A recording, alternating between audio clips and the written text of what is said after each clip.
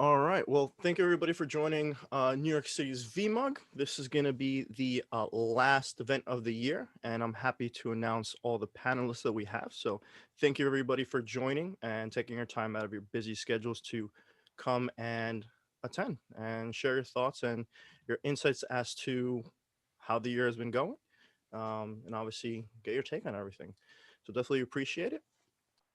So just kind of moving forward, just to kind of go over a brief introductions here, just want to go ahead and introduce the New York City VMUG leadership team. So I have myself, Yvonne Esquivel, as well as have a couple of other people here on the call. We have Michael Martino, as well as Anton. Don't even try to pronounce. I was gonna say Z, but Yeah, stick with your normal thing there. So yes, so we have us as well. We may have some other guests as well coming by, but I did want to just give us a brief introduction to that. So if you do have any questions, anything at all for the New York City team, or just about VMUG or just the community in general, do let us know. You can actually reach us out to any of these pages. Take a screenshot. We can share this out as well. So you follow us on LinkedIn, Twitter, follow our community page or blogs, as well as you can send us any email information. And you can also subscribe to our YouTube page. So we will be uploading this content there as well. Last but not least, I want to go ahead and introduce our roundtable and our panelists. So just starting from the top, no specific order here. Anybody that's here, I'll go ahead and pass it over, and you guys can kind of give a brief introduction to yourself and what you do, and I'll take it from there. So Franky, if you want to go ahead and just introduce yourself briefly and pass it off. Yeah, what's up, everyone? So mine's Franky. I'm out of Seattle. I'm a virtual infrastructure engineer. I've been doing this thing for about five and a half years. So yeah, when I first got into it, I didn't even know what VMware was. The only virtualization I was asked in the interview if I knew what it was. I was like, yeah. I thought it was VirtualBox stuff. And I was like, that's weird. We're paying for VirtualBox. And yeah, I know how to do that. So I found out that that's totally not it. So it's been a fun journey. Yeah, so now I'm one of the VMUG leaders. Just having a great time. All right, so passing it off, let's go Gene, since he's sitting right next to me. There you go. Everybody, my name is Gene Torres, and I'm a solutions architect. I work for Zerto. I actually work with Mike Martino. What's funny is I initially signed up as an attendee, thanks to Franky's link. And then Mike got a hold of that and invited me to join the panel. So here I am. I've been working in virtualization since 2005. Spent a lot of time as a customer on the enterprise side. So I can definitely relate to what a lot of people are dealing with. Just excited to be here. Let's see what kind of trouble we can get into. Thank you, Gene. Thanks. I'm gonna pass it over to, let's go with Juliana. I knew it. Someone was going to pass it over for me. Hey everyone, my name is Juliana. I'm from Brazil, as you may have noticed, because of my accent. So, and I am a VMUG leader here. I am also a V-Ladies leader, the group of women in virtualization and VMUG. And I have been working with VMware products for 2 years now.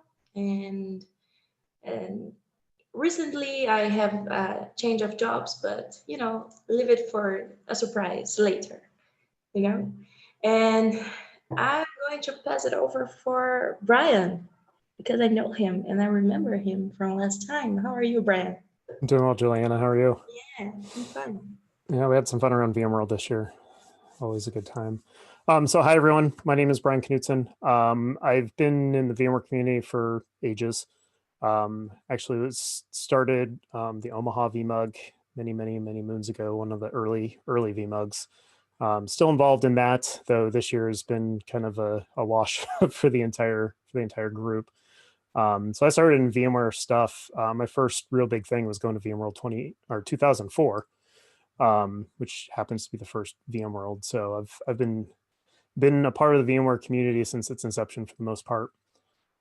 These days, I work for Island. We're a cloud services company, do a lot of backup and DR as a service and infrastructure as a service based on VMware. So I'm kind of still living the VMware dream, doing all sorts of stuff. I've been doing the work from home thing for about 6 years now. So I was well experienced by the time this came around. The biggest change the pandemic has given me is just the inability to travel. I was doing not a heavy amount of travel, but enough to get out of the house and not be stuck inside these four walls all the time. And now I'm trapped in this cage, as so many of us are. So really appreciate you all having me. I'm really looking forward to this discussion. So as I look down, Paul, you're the first person I noticed, so I'll hand it to you. Great. Greetings from Connecticut. And your VMUG has been nice enough to have me speak at the New York VMUG a couple times. And actually got to travel to VMworld with Mike Martino once. And I got to co-present also with one of your members, if anyone wants to guess who that is, one of your previous leaders. Also, I've been blogging at tinkertry.com for 9 years. And currently for about a year now, I've been working at Dell Technologies. So it's nice to see some new faces, and about a third of you I may have met in person back in New York. Been a little while though. It was 2018. And speaking of, Gene, you mentioned what year you were into VMware, so I'll take the little plaque off the wall. So here's 2005 for VCP, another old timer, but there's people out there with like GSX skills. There's the date. Remember when you installed ESX before it was ESXi or GSX, and you had to use floppies for network drivers, right? So dating myself, but yeah, there you go. Let's see who's next. We're jumping all over the name list. Who hasn't gone? Is that everybody? Let's see. I'll give a hint. Both of them have beards. All right, Prabhu. All right, so I'll go. Hey, good to meet everyone. Thanks for inviting me and giving us the opportunity to join the panel. Prabhu Barathi, I know Niran's going to jump on me for saying this, but this year I actually became ex-VMware after 5.5 years. So I decided to take a new role and joined Microsoft. So I'm currently a account technology strategist working with the state and local government vertical. So I support the New York City agencies primarily as it pertains to Microsoft technologies. And surprise, surprise, one of the few things that I'm actually currently working on is actually with the Azure VMware solution and those kind of technologies. So good to still continue to be part of the community, and look forward to having a lively discussion. And I'll turn it over to the other one who's gonna jump on me right away with the beard. So go, Niran. You're muted. That I'm not gonna give you the pleasure by talking about it. It's not gonna.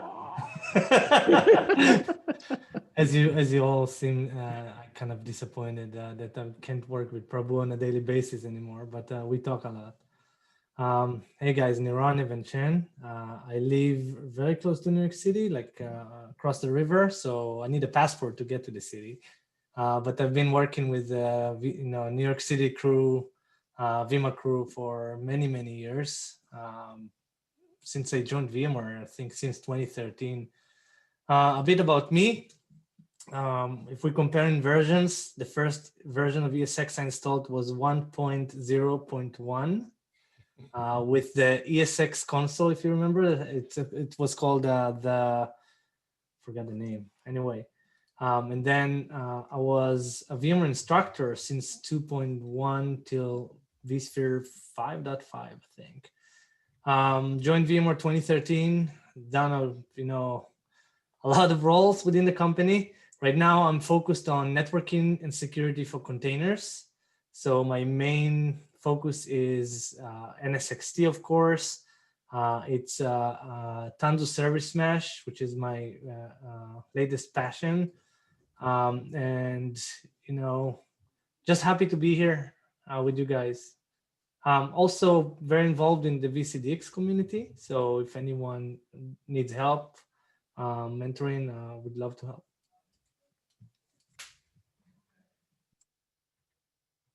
All right. I think Was I supposed to pass it to someone? Honey, I think Alex. Honey, did you talk? I don't know if Alex is there right now, but Alex, you there? I think you might be actually on a current issue. Hey, But hey guys, I am here. I will apologize up front. I do have to kind of like tune in and out because I'm working on an escalation, but I am here. I'll quickly introduce myself. So my name is Alex Lopez. I am a VMware Core Solutions Engineer covering the private sector, New York and New Jersey. I'm based out of New Jersey, about 40 minutes outside of New York City. And same 40 minutes from the upstate New York border and 40 minutes from the Pennsylvania border. So I'm pretty much right in the smack heart of North Jersey. I've been in the VMware space myself, well over 10 years. I mean, I'll date myself and say that, I've worked with, the GSX days. I remember when, VMware Workstation was called VMware Workstation Server, and you could only install it on a 2003 server operating system. That was pretty much like when I found VMware's type of technologies and was just mind blown by the fact that you can create machines inside of another machine. So that really was what introduced me to VMware, and that's where I found my passion. Worked in the customer space for a number of years for some big name corporations, working my way up the corporate ladder to becoming an engineer and architect level, and then decided to leave those and try my hand coming to the mothership at VMware, and I've been here now for 2.5 years. So I see Niran over there raising his hands up. I got the pleasure to meet Niran briefly, real quick at it was our UserCon at Citi Field. That was right after I first joined the company, and I see Paul Braren out there too, my buddy Paul. He and I got to meet each other in person at VMworld 2015 at the Moscone Center when he presented, and I was one of the only ones that purchased one of his Tinker Try shirts. So I found Tinker Try, and I've been a fan ever since. So shout out to you as well, Paul. And Prabhu, I know I've met you before once too. I think in our LTEM training in the Dell office in Warren. Yep. So I know we've run into each other before, but great to be here. And I'll kick it over to whoever else hasn't gone. much covers it. Obviously, we're missing one of our other guests here, Ariel, but maybe he'll join us a little bit later throughout the session. And I guess just to kind of wrap things up, I'll go ahead and lastly introduce myself. So my name is Esquivel. I am part of the Yahoo team. And again, thank you guys for also providing the Zoom session for us to be able to join. And I am an automation engineer, so I also work as a support manager. So I kind of oversee the day-to-day and make sure things are kind of running smoothly. So my kind of take on it, I'm working with VMware. I'm also working with a lot of different aspects, and my take of it, obviously, we see a lot of different things. So I've been part of the VMUG community for quite some time now, probably 6-7 years now. And I finally took the jump this last year to leadership.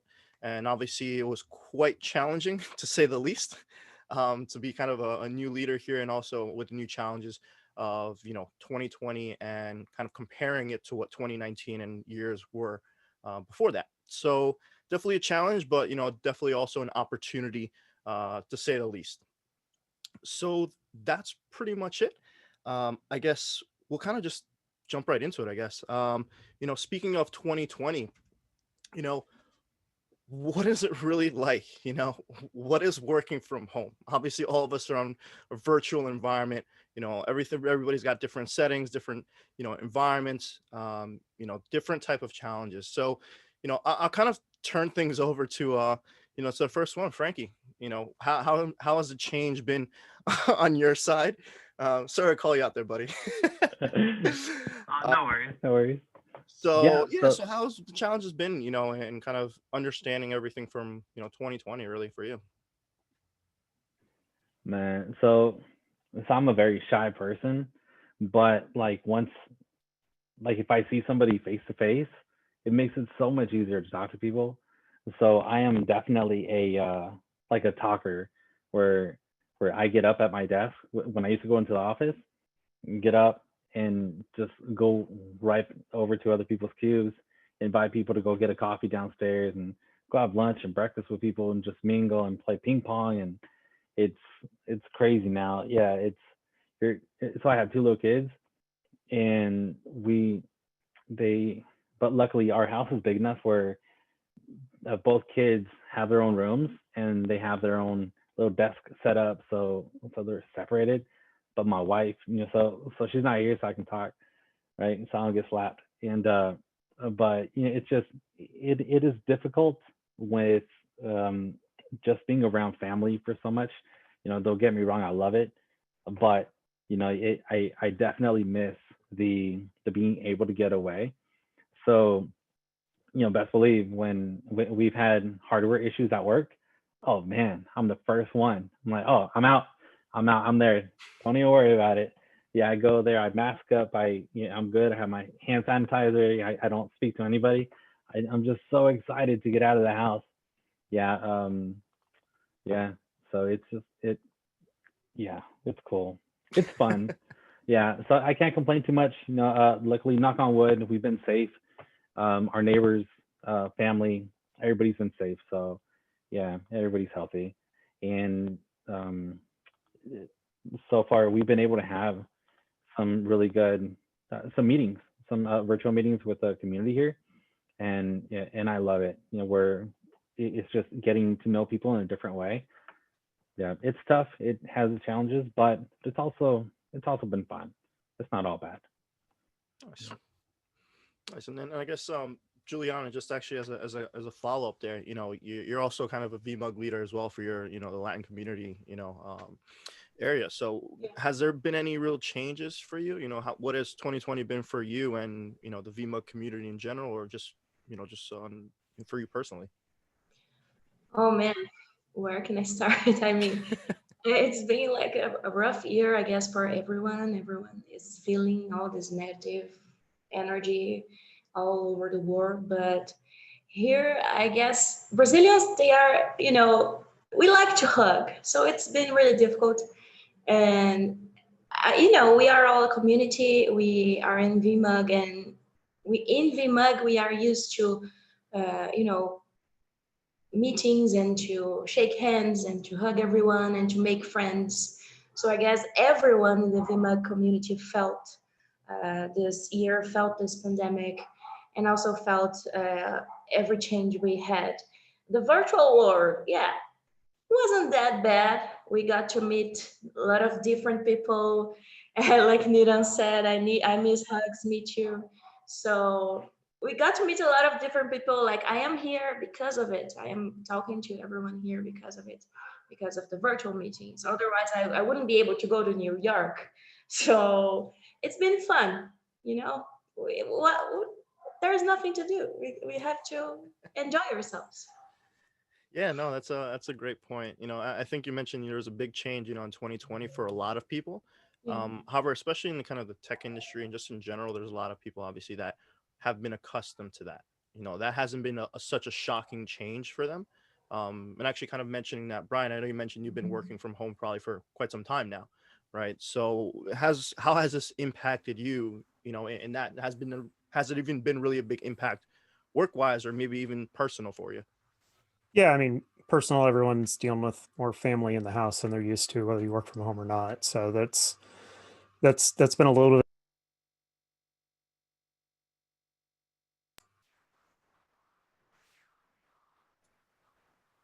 Looks like I think you got muted there.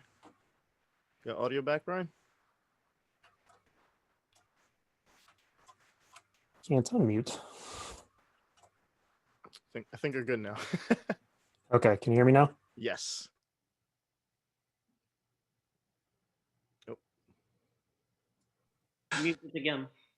Brian, you muted. Okay, yeah. I was trying to unmute myself, but apparently my computer got behind, and then it okay. muted, unmuted, muted, unmuted, muted, unmuted. Your computer's playing crazy. I mute was playing mute roulette. Yep. So yeah, I mean, having to deal with family. My youngest is 13, so having random young kids come in and start talking to me, no matter what I'm doing, is not as much a concern for me, but I definitely see it with others. Yeah, I mean, my day-to-day work hasn't changed a whole lot. In fact, at first it actually got a lot more intense just because everybody else working from home seemed to increase the load coming at me. I don't know if it was people working, not being able to separate work time, personal time, or people were just more efficient working at home or what, but it was about the May timeframe. I'm like, wow, it's been really busy this year. The biggest effect I think I've seen overall is the fact that since none of my team was in the office together and they were all reliant on Slack and web meetings, that I felt like I got closer to my team that is down in our headquarters down in Houston. So it was good for me as a remote person to have everybody on an even keel. Like no random meetings happen, and if they did, I was more likely to get invited to them. Because that's always been a challenge when you're full-time work from home and most of your team is in an office. Is I not current job but previous job, I literally had a time when they all left the room. I was the only one on the speakerphone, and the next meeting came in and started. I'm like, did my meeting just leave the room? And that was an awkward situation that never would have happened if you were in person, of course. So yeah, overall, I'd say productivity has gone up for my team. Being a cloud service provider, it's been a rough year, but it's been relatively good for us relative to everyone else. So we've been super busy, and I feel more connected with my team now than in the past, just because they are all virtual, just like I am. I think I'll intercept and be next. While we're not that far from Franky, whose experience is a bit on negative side. I'm sure everyone else is like, oh, working from home is great. So for me, personally, it's not great. Like Franky, imagine like you have like kids, family, and you only have like 1-bedroom apartment, and now you try to go and work. So that's basically my world right now. I'm in love with New York City, and basically I just leave my building and I see New York kind of landscape right in front of me near the Hudson River, which is awesome. Obviously, I didn't know when I purchased the apartment that pandemic is coming, right? So now everyone kind of leaves the city. It's kind of abandoned. Everyone tries to like buy houses somewhere far from like people. Obviously it's affected kind of my local community and my own involvement into like community and like office life. And I work at Facebook right now, so you probably read some news like Facebook, Amazon, Microsoft, whatever, like big companies, they announce work from home, and it is always like making news. So like our offices are closed basically till next summer, right? So even if I want to go to office, I will not be allowed to. So Franky at least has this like, oh, he can do like fake hardware failure and like go to fix something. I don't have this, ability. I try to do a bit more travel, which is not that kind of good during the pandemic, but that I found it that's kind of my safe way to, to save myself from this like apartment kind of family all the way around the work. So we did some trips, like Florida, Chicago. I was in Austin actually last weekend. So tons of masks and like don't touch people, don't talk to them, and like stay like far from them. So far, COVID-free, nothing happened. Will not recommend to anyone else unless you really miss like traveling, like I do. But yeah, basically it changed a bit my schedule. I wake up actually because so my team is on West Coast, I'm on East Coast. So I kind of shifted my time I wake up later, but basically I go to bed also later. So when everyone's like, my family goes like to bed like at 9, like 10 p.m. This is like the real focus work kind of starts for me till maybe like 2 a.m. When no one is running, shouting, and just complete silence, so I can focus. Now, like everyone else is doing with the like super focused, time. Obviously, we're all engineers. We're not usually we don't do like coding and programming, so any interruptions they usually do not interrupt you that you lose focus for too long. But still, kind of, I know it affects some people. Um, I think who wants to be next after Brian? Yeah, so I have a quick, actually, a quick thing here, actually for Prabhu. So, what's kind of been the biggest change for you? I know probably Niran doesn't want to hear it, but kind of want to know, how's the change been for you? Obviously it's probably been very different. Obviously, the remote aspect, but I know before you used to kind of travel a lot. You used to do a lot of on-site visits. So has that been, how has that dynamic changed for you at all, or if anything, has it made it easier at all, or what's how's that played out? Yeah, all negative, just off the bat. But, Straight negative. all negative. But Continue no. negative. Okay. So we have an ongoing theme here. Okay. No. I mean, I'm kidding. But actually, I'm sort of like in Anton's boat, right? So like, I also live. I live actually not very far from where Anton lives, a couple miles from where he lives. So when we decided to sort of buy our place and set up here, we never thought that there's ever going to be a situation where there's going to be a pandemic and like everyone's going to be basically homebound.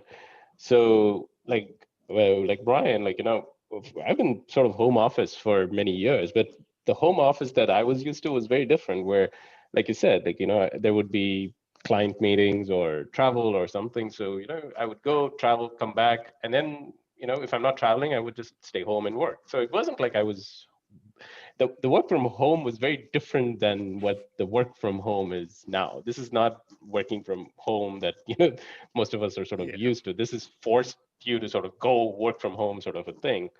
But it's a mixed bag, to be honest with you. The good part for me personally is that I actually I got a ton of time to actually spend with both my kids. Both my kids are really young. So, I have a 19-month-old and a 7-week-old boy. So good luck sleeping. Yeah. So it's challenging most of the time, but it's also loads of fun to see them sort of grow up. If I was traveling, I definitely would have missed a ton of milestones in what they were sort of going through. So that's sort of the big positive. The challenge for me is obviously, changing roles and changing companies. It is challenging. I'm not going to lie. Onboarding with a different team and everything in a remote setting isn't ideal. And I think the good part is that Microsoft sort of understands that, and they've really tried to make it such that they try to sort of get everyone trained up and get them familiar with the company and all that stuff. But it is challenging. Meeting the customers and building a rapport with them is obviously also going to be a little more challenging. So we have to sort of go the extra mile to sort of do it. But at the same time, it's like sort of keeping this in the back of your mind that the other person that I'm trying to get in touch with is also inundated with calls and web meetings on a day-to-day basis. So it's a bit of a balancing act, where it's like, okay, I don't want to be overbearing and be like, hey, I want to meet you on video. At the same time, it's like, okay, I need to still meet you to sort of, go through stuff. So it's sort of a mixed bag in that sense. The other positive that I've sort of come up with is structured days. I think I was probably not a very structured person in terms of how my day was structured. So now it's a little more structured, where I have time for I wake up, spend time with my daughter, play with her, then I work out, then I spend time with her again, put her to bed, and then I can go back and work again. So it's a much more structured day that I can now create if I don't have to sort of get up and get on a train or get on a flight or something. So it's a much more structured day. But again, it's also like it's the same day over and over. It's like Groundhog's Day for you at this point. Yeah. So no, but it's probably not a ton of complaints, but a few minor complaints here and there. All right, fair enough. I guess, Gene, I know Franky had mentioned, he kind of brought you in, and, definitely glad to have you. So just kind of get your take on it. Has anything changed for you in your work environment, and obviously I think one of the things that we can all attest to is really having the fact that we can all communicate now much easier. Doing something like this is definitely one of the rewards that we can see. I'm sure in any kind of VMUG, you wouldn't be able to see, a panel like this very easily. And now I think given that opportunity, it makes it a lot easier. Obviously not ideal, but it's an opportunity that we can kind of get out of this. But anything that you've been able to take out from the year? Yeah. So what makes this funny is for years I spent time building a home office. Live in a 4-bedroom house. I've got 3 daughters. They're finally at that age where they all have their own bedroom, and so I got kicked out. Right? Where do I go? I ended up in the living room. So I've got this little corner of my living room where the TV's behind me, constant traffic all day. The kids are at home learning. Well, they have their own set of challenges there too. But yeah, I spent so much time preparing for something like this that I ended up getting kicked out and moved into an area where now I'm just inundated with noise and having to deal with the backgrounds and stuff like that. So if I turn my background off, you'll see there's a big green screen behind me. You'll see my whole living room and the mess that the kids leave around, So having meetings is a challenge at times because they're, at least one of them's down in the living room doing classes. Yep. It doesn't put headphones on. So people in my meeting hear her teacher speaking. But yeah, it's definitely been interesting. Prior to the lockdown, we just got back from Cabo from our sales kickoff. I got one trip in before all of this, and that was to San Jose to go work with a customer. By the time I got back, all travel was halted. And I liked working from home before, but I got used to having an office away from home.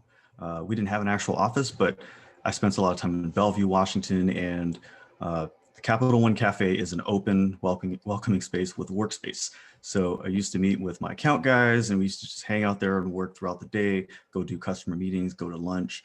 So a lot of that has been wiped out. I find that I'm working maybe twice as much, maybe 3 times as much, depending on the day. Because there's no more driving or traveling or any of that. Everyone knows where you are. And if they see a free spot in your calendar, they just jump right on it. So yeah, the biggest challenge is making sure I eat meals. That's really hard. I think don't everybody forget, on this right? panel can relate. Yeah, and no, it's really given me a chance to also, one of the positives is the VMUG started doing these happy hours. And it was maybe once a week or every so often, but it got me to a point where I was meeting more people from around the country, VMUG leaders, VMUG members, talking with a whole lot of people, getting to know them. I find it very beneficial because otherwise I would, at some point, maybe would have met all these people, but likely not, right? So being able to also collaborate with others has been a huge positive because now we're available at the same time. We don't have to go anywhere. We can carve out time and not have to drive anywhere or plan for stuff like that. So yeah, it's definitely been a huge challenge. But if there's one thing I'm really grateful for that I've really been thinking about is before any of this, I have never spent so much time with my family because now it's pretty much almost 24/7. So I get to see my kids grow and stuff like that. So it's good, but it's, I do get the itch, got to get out, got to find reasons to get out. So yeah, that's just kind of where I'm at. We're taking it day by day. Don't know what's going to happen. And I don't want to jump too far ahead because I know we've got some topics to talk about. So Yeah, no worries. So, yeah, I mean, like you said, I think it's just a balancing act, right? Yeah. It's understanding that balance nowadays, whether it's virtual or physical, everybody's got that itch, especially with overwhelming Zoom calls, their calendars completely full, making sure you book out time just to, take a breather, let me take a 5-10 minute break. Let me get some lunch, so that's definitely a challenge. And kind of just moving on just a little bit from there, Paul, you mentioned, obviously you've been in the industry for quite some time now. And it's definitely a pleasure to meet you and have you online. And I know Mike Martino, he met you live, right? He was able to go through some of this stuff, in a physical setting. So, coming back online and seeing this now, how has that changed for you, being able to kind of reconnect online, when you're probably in two different states, and being able to connect now in this kind of fashion, is it different for you? How has that, changed for you? Well, besides just presenting at VMUGs and the differences there, personal life has changed greatly. My wife's a nurse, so the priority on keeping her safe and my elderly parents safe who live 2 miles away. Yeah. I feel really blessed to be in IT right now. Finally, not being on pager duty, which I was on most of my career. That's a huge blessing right there. I was at IBM 21 years and VMware 2.5 years. I traveled 24,000 miles in 2019 alone. So huge change to have a new job at Dell. 6 miles from my house is the office. And suddenly I'm not traveling and meeting the customers who are all finally within 100 miles of my home. So lots of changes there, but I've worked from home at least 1 day a week, my whole almost 3-decade career. So that part's not so different. And you can see I'm at a standing desk right now, trying to take care of myself, posture and all that. I sit about half the day and stand half the day. Got a better webcam, luckily before COVID hit. So the price was decent on this Brio 4K webcam you're looking at here, where I can zoom in without losing resolution. So that comes in handy to kind of crop the junk that's right off camera here. But back to the presentations of what it's like for VMUGs. Yeah, it was an honor to get asked to speak at the VMUG in DC. And we had almost 100 people. And then New Jersey VMUG, over 80 people. You heard Alex Lopez. He and I were in New Jersey VMUG. This was nothing like being in person, right? Where you can do instant surveys and ask people questions. And heck, even if the power in the projector goes out, you could still shout and speak to 80 or maybe 40 people when you're in a room like that. When it's on a Zoom, there's some tension there that lots could go wrong. And I've had power go out and I have batteries right next to me to make sure it keeps going and my router keeps going. That's a little more stressful, making sure your IT at home is perfect because Zoom has to work. And I now blanket my house in gigabit Wi-Fi here. That's an Eero router there. That's been important because I move around to get lunch and my phone needs to keep on the Zoom even if as I move around the house. So I've kind of had a little, investments in home and making sure everything's working well to reduce the stress. Because frankly, when the whistle blows at 5-ish, 5:30-ish, the focus is on, family and getting groceries every 10 days for everybody and all that. So less blogging, more stepping up for family responsibilities. Okay. We all have our own stories and pretty much everyone I talk to at work has similar, or if not much worse drama going on in their own home. Luckily, we're all healthy at the moment. I just feel for so many people going through so much stuff, including hospitals and other customers I talk to at work. You pretty much have to assume every human you're interacting with might have it a whole lot worse at home than you do. And that's just, it shows sometimes. So yeah, kind of all over the place in my answer to you, but it's kind of hit me in 3 different ways. Definitely life-changing for everybody this year. Yeah, and obviously, the positive and negatives, it's something just be, aware of, not just you are being affected, everybody's being affected in their own unique way, whether that's, more positive or negative. But Niran, I guess you're the last one kind of jump in here. Has anything changed for you, especially from kind of your level, overseeing, more of the technology side, even, onboarding or being able to kind of work with a lot of different customers and people around you? How has that changed at all for you, from your kind of position? No, nothing changed. That's all the same. Yes, definitely a different year. Now, why don't we start from the end?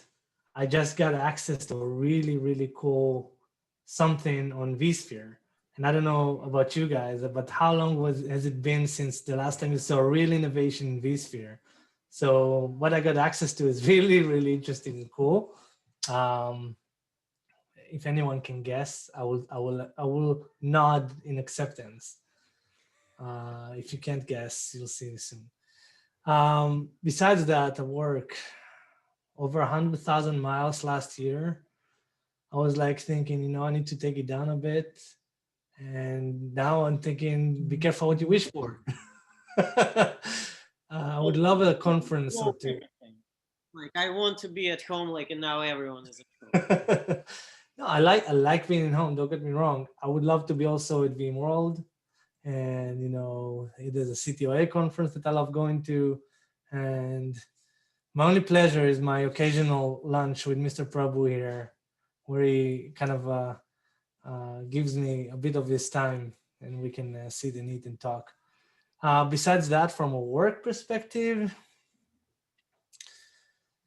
I mean, like everyone else, it's constant Zooms. So what I learned to do is to stop working at some point and take breaks between meetings, just block time on my calendar so people don't take it. And it works, people survive. They survive without you for a half hour here, half hour there, and you survive. So it's important to take care of yourself, guys and girls. So please do. Like take it. For example, we have a weekly. It's twice a week, an hour that we listen to heavy metal music in the V communities. Folks, like you guys. Nacho is on that. Juliana used to be on it. I miss it so much. She gave us. She was the DJ for one day. She gave us an amazing Brazilian lineup of heavy metal. And disappeared. It's like, I've done my thing. I'm not doing No, I will come back. I just love teasing my friends. Wait for me. If I tease you, I love you. That's the way. With another Brazilian metal playlist.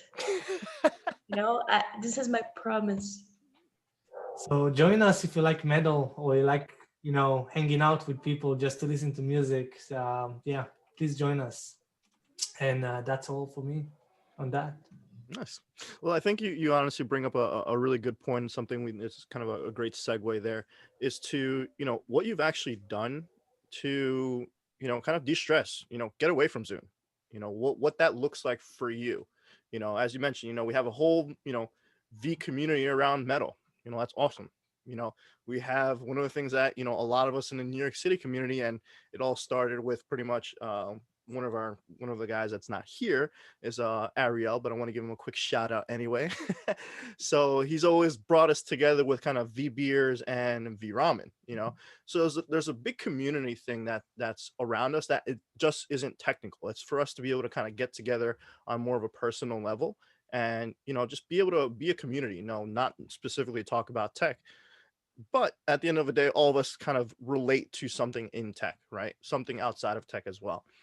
So, is there something that, has captured your interest right now? So I'll kind of change over to Mike Martino. What has kind of helped you kind of de-stress or, kind of, what have you learned for this past year that has not really been tech related? Anything, specific to your life or anything that's helped you, with personal growth? Yeah, I think there's two things. So I actually caught, so I've been, it's great, especially about this meeting they're having right now is, we have people from around the country, if not the world, joining these meetings. And I've had the opportunity to join some other calls that I normally wouldn't be able to join. So I've heard some different ideas. And there was this one guy, Josh Duffney, who I've been following, and he works, forget the name of the company now, but he does a lot of posts on DevOps and Ansible and those types of automation languages. But he had this non-technical post one day about the idea of a shutdown ritual. I mean, I'm a workaholic. I could easily get up in the morning and the first thing I think about is checking email and walking over to my computer and starting up everything. And I could easily just work until whenever, like I don't have a stop time. I mean, I really admire Prabhu who said that, you actually stop at a certain time and play with your daughter and remember that you have other people in the house, and that's pretty cool. It's forced, by the way. I don't have a choice. Like I was telling Niran, like it is. I had to literally negotiate with her to be like, okay, I have to get on a call. I will come and read you 5 books, okay? And then that's how she actually let me join this call. So I have like 5 books waiting for me on the other side of this. I have to negotiate with her. So anyway, sorry. It's good that you have that, because if you don't, if there isn't something like that, like my wife works a lot too. A lot of times, like she travels, so I could easily just spend my entire time from the time I wake up to the time I go to sleep just working on anything, whether it's work related or side project related. And then I learned about this thing about a shutdown ritual, which seems more relevant now than ever, because we're always, walking over our computers, and that's how we interact with our work and the world. It's just the idea of having some routine that you have, not just to start your day, but also end your day. That way you mentally just say, all right, I'm cutting off. And oh, by the way, I haven't got my camera on, so I'm making these gestures and no one's gonna see me. But yeah, you just have this way to shut down and just like mentally detach yourself from what you're doing, and then actually move on to some other part of your life that maybe you haven't been able to adjust. So that's that for me, just thinking of the idea of a shutdown ritual, which I didn't have to think about before because I was always on the run. That was something. And I guess the other thing, and I'll mention it very briefly, is especially with the lockdowns and some of the concerns about, indoor transmission of the virus, I've kind of taken to working out at home, and that's been a great way to learn things about myself, about pushing myself, to just focus on trying to, fit things in like a workout, or just, hey, think about, just mentally just doing these exercises, or watching this video on how to do something martial arts related, because I used to do martial arts, fitting that in. Otherwise, I could just easily just do work all day. I could just sit here and do computer work all day. So I think that was kind of an interesting battle that this year provided me, that I think I'm winning, but it's just like it's an ongoing battle. So that's been my answer. I don't know if you have any follow-ups, any follow-up questions to that, but that's my answer to how I've taken this year and kind of trying to do something better for myself. I do actually have a follow-up on that. Oh. And this might be actually for Alex. I don't know if he's still there or not, but speaking of, de-stressing, I mean, Alex, as you could tell, he's on the call right now as we speak. So, that kind of escalation process is definitely something that's challenging. So Alex, I mean, take a few minutes if you have them, just kind of go over how that's impacted you, and, what helps you de-stress, after your long day. Yeah, definitely. I mean, one of the things that I can definitely say to everyone out there is learn when to say no and walk away from certain things, right? Because I'm one of those that I'll say yes to anything just to make sure that I'm involved in it, and I want to make sure that there's a good outcome. So hence why I'm still working right now and I'm dealing with an escalation, but wanted to be part of the VMUG, so made sure that I tuned in. But away from tech aside, I don't really know if you'd call it something to de-stress, because it's stressful in its own right as well. So to some of those who I've spoken with before in previous VMUGs, and to those who don't, who I'm speaking to for the first time today, I'm getting married in less than 6 months. So I've been doing a lot of wedding planning and stuff like that with the future missus. So that's really taken up a lot of my time, and it does get me that sense to de-stress away from tech and from dealing with work and all those obligations and responsibilities. But it's stressful in its own right as well too, to do all wedding planning and making sure that you have your guest list all together. I represent Latin America as well. I'm from Puerto Rico, so us Latinos, we have enormous families, you know what I mean, like ginormous families, like I like to say. So you have a limit restriction on your wedding list. Exactly. So it's like, how often do I see some of these family members? Am I really that close to them? Or are they like my 19th removed cousin that doesn't really need to be at this wedding right now? So, but I mean, it's been really fun, and I mean, he's had a blast with it as well, being able to to plan and to do all this fun stuff together, and to take the next step in our adventure together, in our life together. We've been together for 10 years, so I decided to take that leap of faith and make the next move in our journey. So I'm super looking forward to it, and I kind of use that as my my outlet, my gateway away from tech and stuff like that, outside of sports and other things like that I like to focus on, or video games. Can't go wrong with a good video game here and there.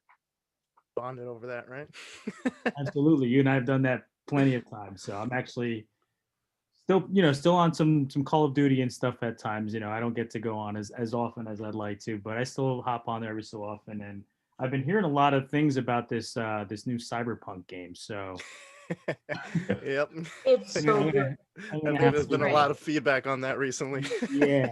So I I'll have played I'll it. be putting in I a- recommend. Juliana recommends it. So There you go. Thumbs done up deal. from Juliana. I mean, I Yeah. got it. Exactly. I launched the game. I played a little bit, and I was like, you know what? This thing is gonna suck me in, so I need to turn it off. Very true. That's why I haven't purchased anything new recently. But I'm yeah, not that's touching until GTA 6. I'm not touching the console. He's just gonna look at it. That's it. just look at it. Just throw it up as a background wallpaper, and there you go. There it is. Nice. Well, I appreciate it. So obviously, first and foremost, congratulations for sure. It's definitely a big step, and I'm sure that's taken a lot of your time as well. Very much so, very much. But all it's all positive things. So I'm looking forward to it, and can't wait till the day finally comes where we can stop talking about all this COVID and everything as well too, and just get back to some sense of normalcy. So I'm looking Yeah. forward to it. Yeah, no, for sure. And actually, just to kind of segue into that as well, Franky, I know one of the things, obviously, I think you're more of a recent kind of VMUG leader as well, right? Yeah, I just started. Well, yeah, this is my first year. So you probably ran into the same challenges that I have, same things you on. I think you've also pretty much relatively new as well, right? I think last year you joined as a VMUG leader. I think. Unmute. You're good. It's me. Yes. So I'm saying Yeah. you actually just recently joined as well, right, as a VMUG leader? Yeah, I recently joined last year. I am a VMUG leader for a year and a half now. Okay. And I am moving from Rio Grande do Sul, where I lived before, to São Paulo. Mhm. So maybe I have to change VMUGs. I have no idea. I haven't spoken to anyone yet at Leader Services, so Yeah. I am just going with the flow. So maybe will just stay at V-Ladies, because next year we have a lot of new stuff for V-Ladies. We have a new program based on training for girls and with VMware Academy. So 2021, it's going to be a great year for V-Ladies as well. Yeah, no, I think that's a great point. It's being a new challenge. And like myself, I've recently started as a VMUG leader, but I participated in the Vue community, just like everybody else, probably for years. So taking that step into that role is really, challenging but fulfilling. So, I think you probably might have actually had. I'm not sure, Franky, if you had the opportunity as well to actually join in like a physical, meeting at the kind of the V leaders event. Right. So I'm not sure if you guys had the ability to do that, but if you think, do you think there's any change, when this is actually going to finish, and if there is, a time frame on when this is going to be over, right? Is there anything that you would probably want to do first? And I guess I'll kind of start off with you, Franky. Is there anything that you'd probably want to do if there was a time frame to this when it was over? Get a Vue beers going. Yeah, I would love to see my community at just a bit, our big community get together. Yeah, that's where I met Gene. That's where I met a lot of these people. It was, just organizing these local events. Man, I have so much stuff planned too. And it was like, okay, we're gonna hit the ground running. Monthly, we're gonna do this, we're gonna do that. Sponsors, no sponsors, I don't care. I just want to meet the people, man. And then, right? Yep. So yeah, so that would be the first thing. Just more, definitely, just get a whole bunch of events scheduled, and just to get together. Just any excuse, just to get out. You know what I mean? Yeah, no, I agree. I think that's a big thing that we're all going through. And Juliana, what about you? Any kind of changes for you? Bravo, please. I need to. I can't stay at one place, for God's sake. I need to go out. I need to see my friends. I need to go to a bar, have a few drinks, laugh a lot. So I just need to go out of the house. Fair enough. Everyone here has a family, has a little one, has kids. I am single, you know, I live alone, so I need to travel, please. She wants to get out. Well, let's kind of take an opposite turn then. Paul, she wants to travel. I'm sure you probably don't want to travel as much as you have so in the past. So, well, if you had the opportunity to do something, obviously after COVID hit, is there anything, anything specific that you'd like to do? Get to Europe with my now grown sons. That's been a dream of mine. They're well into their 20s. We still haven't made the trip, the four of us, and my wife's from Poland, who moved over when she was 14. So that's still a dream of mine I'm holding on to while we're all reasonably healthy. That could be some years away. But yeah, that's something I think about. As far as travel, though, I do actually like the adventure of seeing customers and driving around everywhere from DC to Canada. That part was okay occasionally, not so, 60 or 80% travel. That gets really tough, getting your snow blowing and your mowing done, but reasonable travel. And the hardest part is just not meeting customers and getting to kind of nerd bond with them like I used to do with, over lunch with people like Mike Martino, where you have common interests and you just love talking about motherboards and NVMe storage and all that kind of stuff. That's really hard on Zoom. Basically, you got 1 hour with a customer, you got 7 people minimum on the call. The nerd bonding doesn't really happen. So I feel for people just starting on their career at this point. That's tough when you don't have the cafeteria time or the lunch time with people talking about other stuff besides work. Yeah. So yeah, that's the same thing we think about. But I don't know. Yeah, that's me. I mean, I like the adventure of getting out. I like getting to New York City and Boston. I live right between them.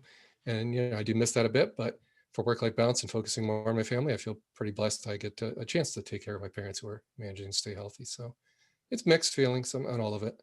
But yeah, flying doesn't seem like something we'd be doing too soon. So that's why I answered the way I did. Fair enough. Well, I guess speaking of staying still, I guess since you brought up the topic, Gene, I guess aside from Cyberpunk, is there anything you're looking forward to maybe in 2021 or even, obviously coming in the next few weeks for yourself? Well, it is definitely one of them is getting back out there and seeing people again, sharing the same space with people, sharing a meal with people you don't normally see. I have grown closer to some of my customers, to the point, and in others with the community, in the community as well, not just customers, but partners and vendors and everybody. We're all finding ways to make it happen in terms of still gathering, but not gathering. For instance, one of the things I've done, so I kind of took a page out of the VMUG book, and I started my own local happy hour every Friday. Anybody was welcome, customers, partners, vendors. Leave your work at the door, just come and talk to each other, get to know each other, share stories. And that has evolved over time to, we're tired of meeting once a week. Let's make this more real time. So now I've got a Discord server that we've got people invited to, and people communicate, people do self-promotion. So it's all about the community. It's for gamers, it's for people who love food and movies and music, everything that you can think of that you want. I'm open to creating something for it. And it also gives us a chance to communicate more in real time. So if someone needs help, they have a question, then it's another outlet, right? But getting out and just physically seeing people, the energy when people are in the room together for a common cause or common reason, I miss that. I really do. It's hard to mimic that over video. Although I'll go now that I said that, I'm going to retract that, because we had our Christmas party, our holiday party last week, and I had a ton of fun, actually. I went into it like, what is this going to be about? We're just going to, listen to music. No, everyone was having fun. People were dancing in their chairs, dancing at their desk, and it was a good time. So I just hope to get back to some of that. Obviously, things are going to change. I don't see it as going back to exactly the way things were, because obviously things have changed. The way people do things has changed. The restaurant industry, are they going to throw everything that they've done now out the door and just pack the places full? Everyone's evolving. at this point, and I think it's too early to say what's going to happen. But I am looking forward to it. I am looking forward to the journey itself. Unfortunate circumstances, but some things needed to evolve, and I'm seeing it evolve. So, yeah. Nice. Well, I guess speaking of evolution, Mr. Niran, have you done anything, anything new? I mean, obviously you're a very big metal fan. Have you tried to do anything, learn maybe some more songs, maybe a couple new instruments here and there, get a couple new cups? I run twice a week. You would never catch me run before this pandemic. Seriously. Now I run, actually enjoy it because it's getting me out of the house, and it's actually fun. Not at the beginning. After like halfway through, it's starting to become fun. Condition yourself. What else am I doing new? I mean, I'm more at home, obviously, so I get to cook like I like to. I get to have a routine, which I couldn't have last year. It was really hard to get in a routine. My only routine was to get to Palo Alto, get in the hotel. They would tell me, "Hello, Mr. EvenChen. Here's your room. Here's the way you like it. You want some pizza? You want some drinks? Yeah, sure, enjoy it." And that was fun. But other than that, no routine whatsoever. So I kind of like that. Nice. Well, yeah, I think that's a common thing, and Brian, I'll kind of transition to you here. It seems like a lot of people have been really embracing more of a physical change, right? Embracing whether it's family time or kind of building themselves out, whether it's personal, reading more books or whatever that is. Have you kind of taken that stance as well as maybe getting yourself into better shape, or something that is really kind of you wouldn't think of doing if it was 2019, right? And this is kind of just something, an opportunity that came out of 2020, and you possibly probably gonna embrace it into the future, something that's gonna you're really enjoying doing now. Yeah, fortunately, we already had a treadmill at home, and I was kind of in the habit of using it on a daily basis. So it's actually kind of nice because it's downstairs in our movie room, and it's got a big enough console I could put my laptop on it. So I literally hook my laptop up to the projector in there and use that as my second monitor and work for an hour while I'm walking. And so, I've been more consistent with that, I guess, during this because, no travel, knowing that I need to walk away from this in order to kind of relieve my brain, and do just kind of one thing. I would jump on there for webinars and meetings where I didn't have to talk, that kind of thing. I mean, from a personal perspective, the yard work is a lot better than it has been in years past, mainly because when I shut down from work, and again with a noticeable increase in the pace of work that we've had this year, just finding something mindless to do is been a big thing. So while it was nice here, we have a water feature in our backyard that was in need of maintenance, and there was a leak somewhere in there. So I tore the whole thing up trying to find the leak and repair it. And it just was just mind-numbingly boring work that just had to be done. Now, since it's cold out and there's nothing really nice to do out there, we moved about 10 years ago, and I tore apart all my Lego sets and dumped them into one big bucket. And 10 years later, I'm now going through that big giant bucket, pulling out the pieces and putting them into bags to rebuild all my sets. So it's almost a waste of time if it wasn't having a goal at the end, but it was one of those things. It's like, I can just sit and watch a movie or listen to podcasts or whatever, and not think about the world, and just do this one kind of mindless thing and let my brain stop. So it's kind of that mental health thing where sometimes you just need to do things that you can be productive doing something, but at the same time, not really having to think too hard. Yeah, I think at least personally for myself, one of the things that aside from kind of getting in shape and kind of not sitting in a chair 8 hours at a day, is really kind of that change also from like sitting desk to standing desk. That was one of the things that I definitely wanted to do, and I had the opportunity to do it now during this time. Just an additional thing, the creativity, for me, being at home, I actually love cooking, so I'm actually starting to do a lot more cooking, and now I have time for it instead of scrambling around in the city with, a crazy amount of costs, trying to get a sandwich for $15. It kind of can get ridiculous at that point. So, being able to kind of do something like that, maybe during my breaks, if I ever get one, is do something like that, is be able to take some time, kind of wind down. And just aside from that, I really enjoy doing it. So Yep. I know we're kind of coming to the top of our time, so I do want to kind of give some time as well to Prabhu. Make sure I can see what he's doing, what he's up to. Anything new, crazy, exciting for you for 2021? No, I think I actually will take a page out of Paul's book, right? No flying as such, but I do want to take my little kids somewhere that they can actually start seeing stuff like, simple stuff like, go to the beach or things like that. So just starting to get them to see stuff that they have really not seen, like simple stuff, like even just going to the city. Like, we live literally 20 minutes away, and neither of them, I mean, obviously my son doesn't, he's not going to remember anything, but ours is old enough that, she can go to the city and she can at least go to Central Park or something. But so that's probably simple stuff, like one step at a time, and we'll get there. But again, thanks for having me. Unfortunately, I did get a text just now saying, "Hey, are you done yet?"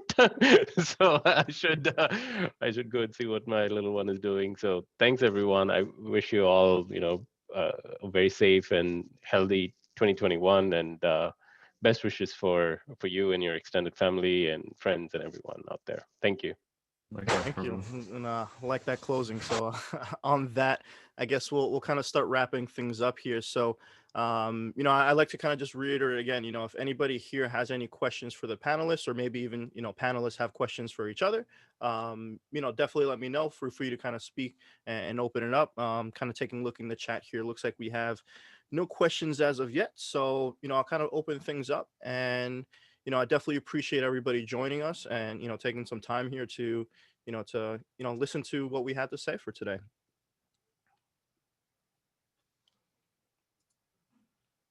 Looks like we have one question so far from Hugo. So yes, you are right. So let me go ahead and ask. So you guys think that we'll still have a lot of work from home as now, even though we go back to normal? For some companies, it's cheaper. So that's definitely a good question, Hugo. So I guess that change in dynamic, whether it's going to be, cheaper to have even, an actual office anymore, and just continue to keep that, that cost low. That's a great question. Does anybody have any take on that? Yeah, my company is actually thinking about that. So we have kind of the open office plan where, there's no cue balls or anything, and love it or hate it, that's what we've got in the office. It's great for someone like me who is in there once in a while, and I can talk to people very easily that way. It sucks for when people are walking around in the hallways and you need to have one-on-one conversations that the entire room has to take part in. But with something like that, proving that we as a company have been able to be very effective during the shutdown, and being able to avoid, we're growing fast, and we're at the point now where we're getting close to an entire floor of the building we're in isn't going to hold everybody if everybody's working in the office. So I think we're definitely going to get to the point where they may even force people to work from home a couple days a week, just to spread out the people so that they can avoid having to expand. Our Sydney office, actually their lease expired back in March, and they decided to not renew it. Like, we've got 5 or 6 people in that office. They can work from home for indefinitely, and then we can figure out on the other end what we're going to do. So I definitely think there's going to be a shift there. You're seeing companies saying that they're going to move to certain percentages of work from home, or indefinitely working from home. So I think there's definitely going to be shifts in many companies. Some companies are either dependent on people being in person, I think services industries, or are just so old school that they can't manage people unless they can see them physically, which is a sad place to work in my mind. But yeah, I think there's definitely going to be some monumental shifts that are going to be long-term, if not permanent. Yeah, to add to what Brian's saying, I think if you think about it, a lot of people put significant investment in being able to support a work from home force. In one instance, one of my customers was, was super excited to move into this beautiful new campus that they built, that they ended up selling the campus, and everyone's working from home. So I think at the least it's going to be optional. Some places it'll be a standard, but yeah, options need to be left open. I think we're at that age right now where technology is where it needs to be to support this workforce. It needs to be optional. People, we need to grow, right? We can't bring this old mentality of I need to be there and see you actually doing work. But on the other side of that too is for anyone who's new to working from home, I've overstressed myself in the past first starting to do it because you kind of feel like there's this overwhelming need to show productivity. Yeah, don't work yourself too hard. Tomorrow's another day. Things will Yeah, still get done. I would definitely underline that is a real stressor when you're working from home, is to prove that you're working as hard as you would in the office, and you end up way overdoing it. Yeah. I think there's recently I started actually just starting a book called the 4-Hour Work Week. It's obviously the title is kind of it sounds pretty much like a phishing title and clickbait, but I mean the whole concept is obviously being able to show that you're able to effectively manage your time and obviously be able to work effectively, and be able to provide an outcome, and show your results versus just, hey, I'm going to stretch my hours, 8 hours a day, and I can finish my job in 2-3 hours because I've gotten the skill set and I'm able to automate or whatever the task is at hand.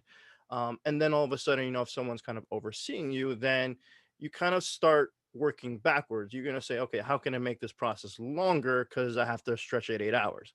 It's not the case for everybody, but at the end of the day, that's kind of where that mentality change has, at least what I've seen is that's kind of changed. Hey, I can work from home, I can get stuff done 3-4 hours, but now I need to make sure I can book time for myself to eat or do whatever, little by little. So that is kind of just indicative to how that kind of mentality change has shifted just a little bit, at least in my take. So it's definitely a great book there to read if nobody hasn't already reached out to that. Yeah, and I think there's actually another question here. Just want to make sure I don't miss anything. So it looks like Melinda asked a question more on the tech side here. So is anyone planning to pivot into a security role? There seems to be a lot of demands for security analysts with proper infrastructure background and experience in virtualization/networking. I guess I'll toss it up to anybody that wants to take that. Any thoughts on that?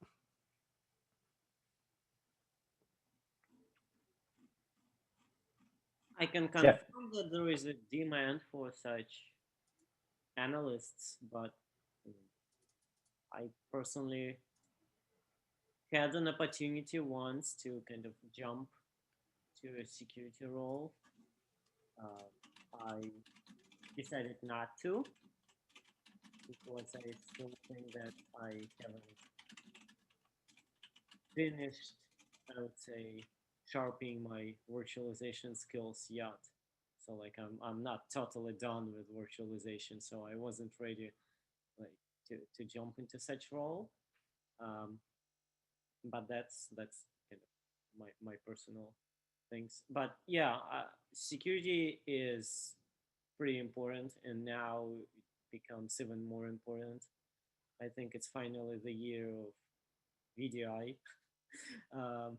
So everyone starts to talk about bring your own device, how to secure them. And if before there were only conversations, now it's a forced conversation, like, hey, we just have no choice. Either business stops or we find a solution and deploy it and then start using it. So I think it's pretty good time for someone, if someone was thinking to let's switch careers. I think it's like a good time to check open positions on LinkedIn or in the company. Yeah. No, I think. I do that. Go ahead. I'm sorry. I think Yeah. a few of us wanted to jump in on there. I think Brian is itching to jump on that question too. Yeah, I was going to say that recently I joined Veeam software. So Congrats. yeah, thank you. I'm on onboarding week this week, so it's recent, so new for me. And it's a security type of company, and we talk a lot about security now. And next year is going to enforce that even harder. So yeah, it's been great. And in Brazil, I guess this type of subject has grown a lot. So it's been really challenging, even for professionals or for people who are joining this new, challenge in Brazil. Yeah, I was going to say that the need for security people is definitely huge right now. So if you're looking at making that move, that's what I would tell anybody new or anybody looking to make a change. Is security is the space to go towards, just like virtualization was 10 years ago. It can be a tough field to get into, but I've got a real good friend who made that pivot a few years ago, and there's a great community in that space, just like there is in virtualization. So reach out to people there. They'll be willing to help and get you up to speed if that's a direction you want to go. I've considered it. I'm a little bit like Anton. I'm not really quite ready to make that jump yet. But what I would say is that the need to have people who are experts at security in infrastructure roles is going to be huge. So just like Juliana was talking about, Veeam being such a security focused company is a really big deal, because that means that companies that are security focused can lean on Veeam and trust Veeam to be able to protect their stuff in secure ways. And security only works if it's baked into everything. So be an infrastructure person that knows security real well. And then if you want to flip to go full-time security, then you've got the basic skills to do that already. Let me jump in real quick. So what does the panel think? So as we talk about security, I'm not big into Twitter, but on Twitter, there was this guy that I met called Marcus J. Carey. He's big in security. He used to work for the NSA. Whatever, you can look him up. But he offered a free training for security and Network Plus. So I jumped on there, and he had his channel on Twitch, I believe. And like the very first day, the first 2 lessons, he had about 500 plus people that jumped on. It was crazy. It was free. And this guy is just talking, and he's in his office, and his dog kept crashing into the door every single lesson. And he kept it going for it was 2 times a week for about 3 months. My wife was like, "What are you doing?" She was like, "You're done with work." And it was in the evening for me, but it was just something I was dedicated to, because it was my version of getting away. But I found that the biggest thing that I didn't have, that was a requirement, that it seems like a requirement, was the networking piece. So I'm not, before I became a VI admin, I was at the service desk and basic service desk stuff, and it wasn't, I don't mess with the networking team. I work with them, but that is a completely different, it's part of infrastructure, but not my thing. The closest thing I get to it is NSX. So yeah, so does the panel think you need to have some sort of networking background in order to be successful in security? I would say yes. I mean, not have to, but it's definitely going to help a lot. Yeah, I think in my perspective, I think it's just being able to bridge that gap between different teams, especially when you're talking about security. You may not just be talking about virtualization. You may be talking about the physical security, right? Maybe talking about the networking security. So there's a lot of different layers, and even now, you're talking about containers. So how does that affect that level, right? So being able to kind of speak on the different areas, I think, is key to just understanding and be able to communicate effectively to the different teams and understand the requirements that you're going to be able to produce or essentially, find the proper outcome towards. So understanding it, I wouldn't say it would be a requirement, but definitely something that is not going to hurt you at all. Yeah, being a generalist is a great on ramp towards security because security is everywhere. And if you know a little bit about everything, you're going to be in a good position. I see Nacho Gonzalez also had a question about the advice we can give for a junior or someone who is just starting the career in IT. Yes, and you know what? Since he does have his camera on, would you like to speak there? I'll go ahead and unmute you. Let's go ahead. I don't know if you're shy or not. Looks like he's giving the nod right there. No, I'm not shy. I'm not shy. There we go. Hey, how are you? Well, thank you for accepting me. I'm far away from New York, but I love the city. Where are you from, Brazil? No, I'm from Argentina, down in the bottom of South America. No, Latin. Bienvenidos. Yeah.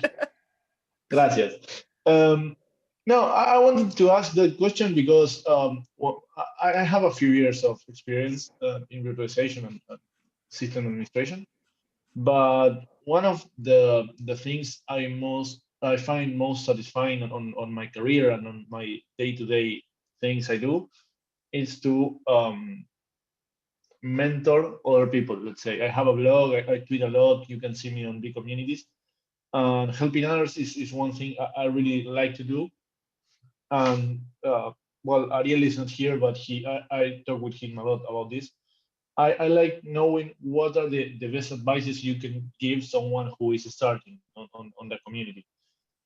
So for example, in my previous job, we used to have like a young professionals program in which there were kids that just dropped out of high school and were looking for a first job. So here in Argentina, the system for high school and college, it's different because you can work and study instead of only focusing on your studies. So my main question is, which advice would you give them just so I can repeat it or proxy to them? That would be. So that's a great question, and I think just to note, Ariel actually was one of the first people that I actually met during my first VMUG, right? So he kind of introduced me, and I think that kind of plays to a bigger thing is just being able to just engage the community, right? So just anything that you're looking to do, go ahead and just jump right into it, right? You're going to find people that are going to have the same interests as you, whether that's virtualization, networking, security, whatever it is.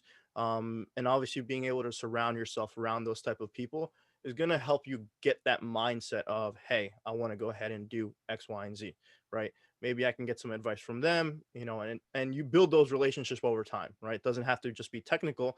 A lot of the community here, as you ended up seeing, they know each other. A few people run into each other virtually or physically, but a lot of people starts crossing paths, whether it's different companies or different aspects in their, professional careers. So little by little, I think the biggest thing, at least for me, is the community aspect, is making sure, hey, just jump in and, look for something that you want to do. If you want to learn something, go ahead and ask about it. Twitter is a great kind of indicator towards that. So, if you're looking for something, obviously, as an example, V community is a great hashtag there, but there's many of other things that you can go ahead and do and just try and engage, really. Reach out to people and see how they can help you. Yeah, definitely reach out. A lot of us are willing to help.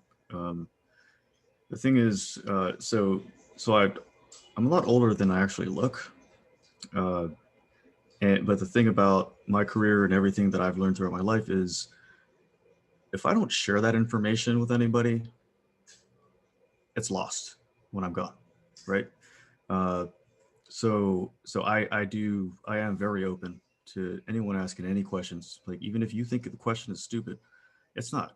I mean, everyone starts somewhere. And if someone tells you you're stupid for asking the question, just ask someone else. Like, forget that person, We're all here to help each other. We're all here to build a community, and we've done so well. Like, the VMUG has done so well in the greater, yeah, it's awesome. I'm so proud to be part of it. And it's to that point in my career and my time where I'm just like, I just want to give back as much as I can. So if it means that I can be a mentor for someone, I'm open to it. I too, you know, I'm even still looking for people to mentor me in things I don't know as I grow. So always growing, just keep growing no matter what it is. If you have a question about something, if someone can answer it, try to figure it out. Try it yourself, test it yourself. If you need help getting access to something to test it, someone out there's got a way to help you out with it. Doing goes a lot further than just reading and memorizing stuff. So definitely make mistakes. Yeah, well, I think that was a great question, Nacho, and I appreciate the follow up there, Gene. So, you know, we're pretty much at the top of the hour. So what I'd like to do now is at least just, you know, again, kind of give everybody, you know, the thank you for showing up, and you know, again, appreciate your time and you know the feedback. Just in closing, and you know, as you kind of mentioned, the community, I'll kind of hijack this and give a little plug here. So if anybody doesn't know, there is something called the V Experts program. So if you haven't already applied for it, go ahead and apply. You know, it's really kind of a community thing. So, you know, a lot of us here are V Experts, and it's just a matter of, you know, you don't have to be a technical expert in something, right? Obviously, it's about giving back. So it's a community kind of thing, very similar to, you know, how Juliana mentioned the Veeam Vanguard program, right? So it's a great thing. You know, it's a community built program. So, you know, apply for it. And if you don't get accepted, you know, just try again. Go ahead and, you know, continue to engage with the community, and, you know, you'll get there. So in closing, you know, appreciate everybody for joining, and appreciate the update there, Paul. So it's going to be open until January 9th, 2021. And that's pretty much it. I'll go ahead and pretty much close out the session here. We'll stop the recording, and you'll also be able to find this on our YouTube page. You can just search for NYC VMUG. So if you ever want to look back at the information, you're more than welcome to do so. And we'll stick around after this. So if anybody has any other questions, we'll kind of open up mics and kind of kick off VVers. Thank you, everybody, for joining. Thanks a lot, Ivan. Thank you. Yeah, thanks for